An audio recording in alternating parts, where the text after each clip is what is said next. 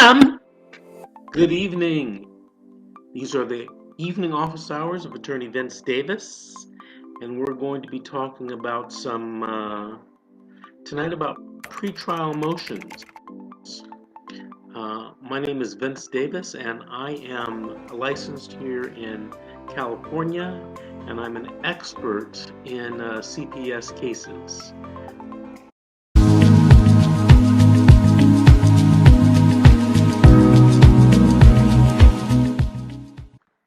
Now, one of the overlooked areas in defending a client in a CPS case is the pretrial motion phase of the case.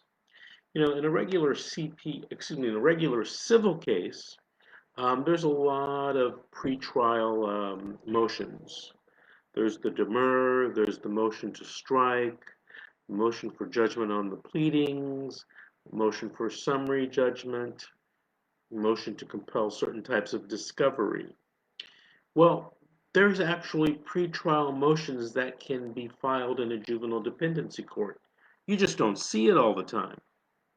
Now, some of those reasons for not filing motions may be strategic, may not be strategic. Maybe the attorney just didn't think of it. But here's a list of the pretrial motions that you should consider if you have a juvenile dependency case.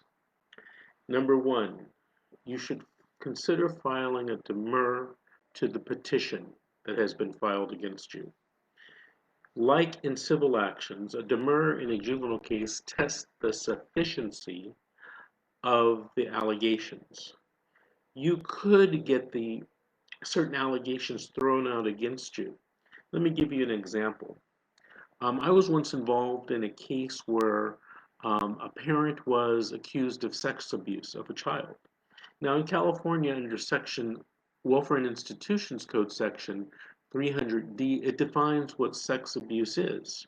And it defines that the child has been sexually abused, as defined in the Penal Code, or the child is at risk of being sexually abused from a member of the household. Well, in this particular case, one of the parents, the child was sexually abused by a relative, but the relative didn't live with the family. So filing a demurrer could get that allegation of sex abuse thrown out. Now, even though it's not a D regarding sex abuse, it could be something else. There's a catch-all subdivision in 300, which is subdivision B. But that's one. Number two, there's motions to continue. You can file a motion to continue a case or a hearing, especially the trial. In California, we have the California Rules of Court 5.550, and you can Google that. But that rule governs all continuances. And generally, a written notice of motion with supporting declarations has to be filed on all parties at least 2 court days before the hearing. Now, that rule is generally enforced by judges. On occasion, when there is some type of emergency, a judge will grant a motion to continue the case, absent, a filing of the motion. Now, you have to be careful because when you file a motion, you want to make sure, a motion to continue, you want to make sure that there is not a violation of some other statute. For example, there's a statute that says the disposition hearing, I think, must be done within 60 days. Well, you don't want to file a motion to continue something past that 60 days unless it's strategically advantageous to you and you get, it is likely that you're going to get the agreement of all of the other attorneys and possibly the judge. Here's a continuance that you're granted automatically and you don't have to file anything. Under Rule 5.550 Subdivision C, if you show up at the detention hearing and they give you the package of discovery, which includes all the evidence, against you at that point in time, plus the petition, and you and your attorney don't have the time to go through it, don't have the time to form a defense, you can ask, and you're guaranteed a one-day continuance under Welfare and Institutions Code 322. Now, a lot of people don't know this continuance reason. It's the availability of a witness, WIC section 354. You can get a continuance up to 10 days in addition to any other continuance when your witness is not available. This happens a lot with, especially with experts, doctors, psychologists, therapists. They have their own practice, and sometimes it's difficult for them to become available. I've been on many cases where the witness is just simply out of the state, sometimes out of the country. And so you can make a motion under Welfare and Institutions Code 354 for continuance because the witness isn't available. There are other continuances that the court can grant under Welfare and Institutions Code Section 352. Um, but usually it has to be, it cannot be contrary to the child's best interest. One of the continuances that I've seen, and it's usually granted, is the Service Members Civil Relief Act. That's a federal law that says, hey, if you're in the military and you can't be at the court hearing because the military has sent you on some type of duty or mission, you can use that section to get a continuance. Now, the other thing that I see pretrial motions on, are motions to amend the petition. Now, in practice, in most counties, um, the social worker's attorney just shows up with an amended petition and says, "Here, judge, here's an amended petition. We're going to go off of this." Um, but the law actually says that under, I think it's Welfare and Institutions Code section 348 and CCP sections 469 through about 474 or 475, the social worker is actually supposed to make a motion. On occasion, I have opposed the filing of an amended petition. Generally, that falls on deaf ears, and they are allowed to file the amended petition just as a matter of practice. Because what happens is that if they don't make the motion and you object, the case would probably be continued for the filing of the petition and of the motion, which you're probably going to lose in the end anyway. Now, here's a very important motion that should be filed, in most cases, if you're going to use expert testimony, and that is a motion to appoint experts. There are a lot of cases where it would be very difficult for you to win if you didn't have an expert witness. Let me give you an example. I'm involved in a case right now where the child was taken from the parents because of a serious physical injury to the child. And some doctors at a Southern California hospital uh, gave the opinion to the social workers that the injury was child abuse. Well, the doctor wasn't there when this injury happened, so they're just using some type of forensic science. Some people wouldn't call it science, but they're using forensic science to determine the cause of an injury. In that case, you want to consult with your own expert to see if this is a legitimate conclusion for the injury, child abuse. I've been involved in many cases where one doctor says that, yes, it's child abuse. And you bring in another doctor says, I don't know if it was child abuse or not. You really can't tell. And then you bring in another doctor that says, no, this is not child abuse. So doctors sometimes are all over the board. If they're from one hospital, they generally support each other. But maybe a year ago or so, I was doing a case out in San Bernardino County, and one of the doctors from the hospital broke ranks and said, my three other colleagues said, this is child abuse, but I don't think it is child abuse. That makes for some interesting fact patterns, some interesting situations in the law, and some interesting situations inside the courtroom. The evidence code in California, Section 730, allows counsel and parties to hire experts to come in, and submit reports and get on the witness stand and tell the judge what they think.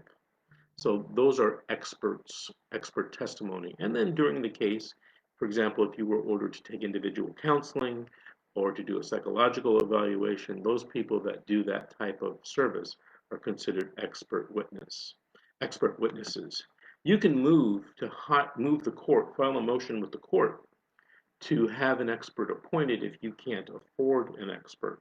So, for example, the social worker has 2 or 3 doctors from XYZ hospital that are going to come in and say, oh, this injury is the result of child abuse.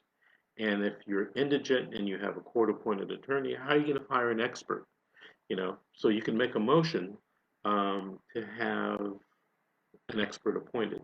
Some counties, although I don't see this much anymore, some counties actually have a list of approved expert witnesses that you can choose from.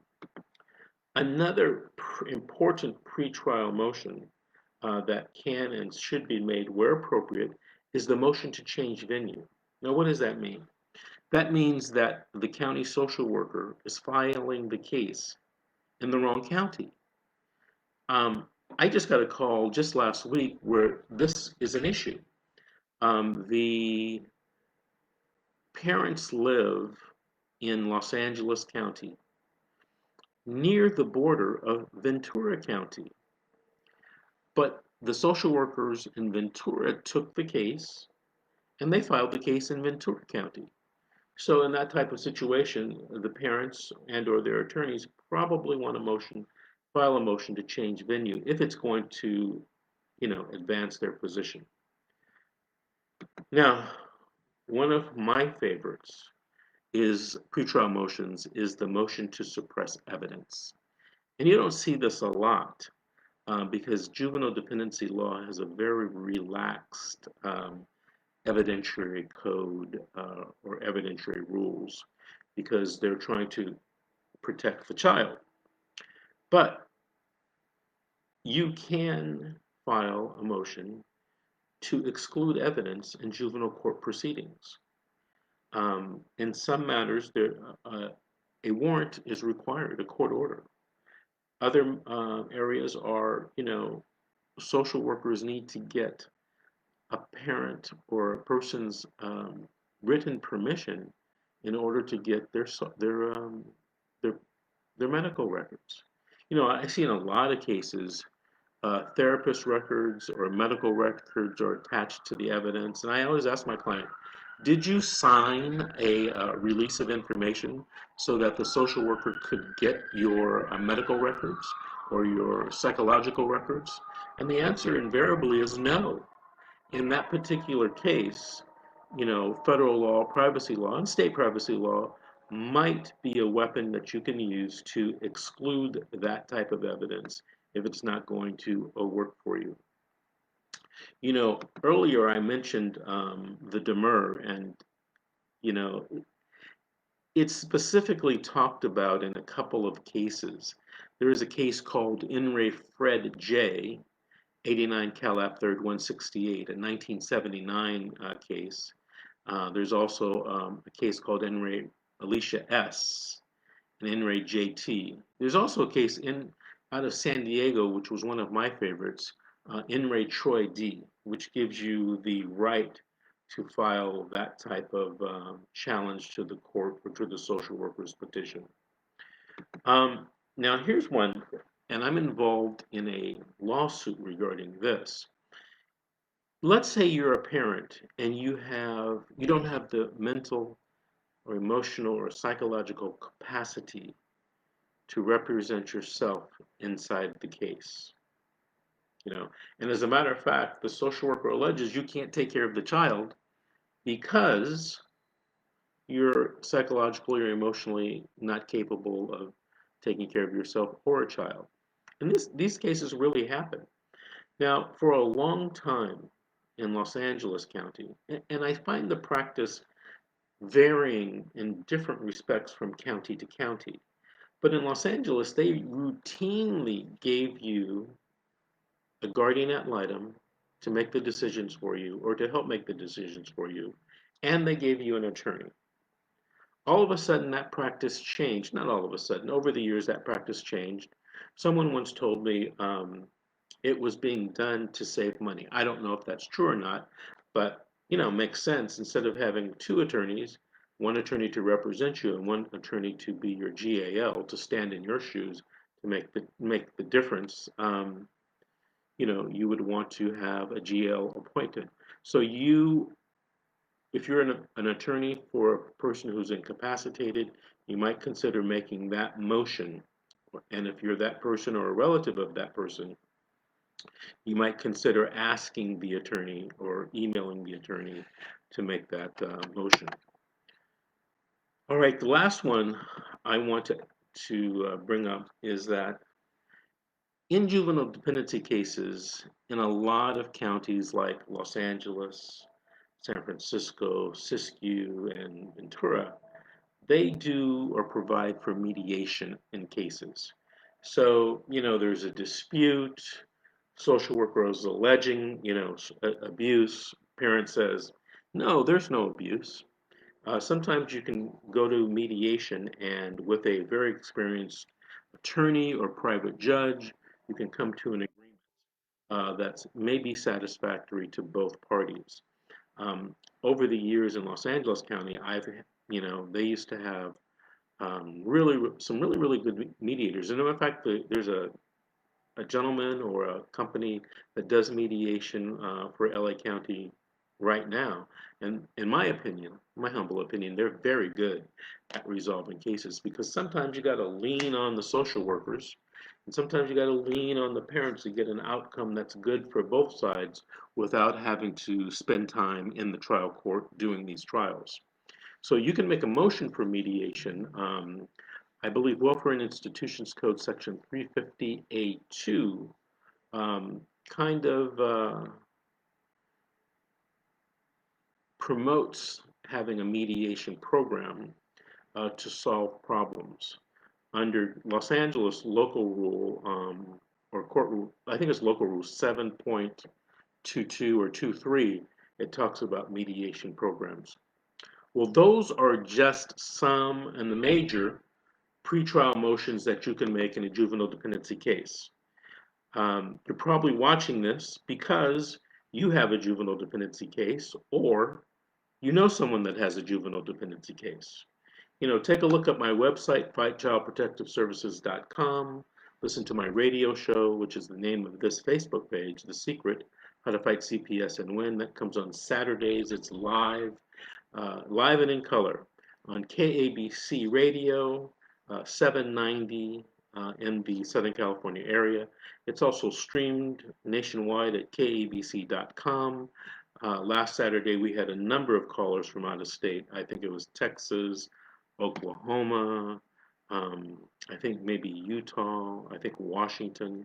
So a lot of people are hearing about the show, calling in with their questions, and sharing their stories. Also, if you want to contact me, I answer questions like this every day. Um, you can give me a call at 888-888-6582, and I can answer your question for you. Well, I want everybody to have a good evening, and I'll see you tomorrow night. No, I won't see you tomorrow night. I'll see you tomorrow morning at 6:30 a.m. Pacific Standard Time for our morning office hours, where I will answer a question that has been emailed to me or posted at this page. Have a good evening.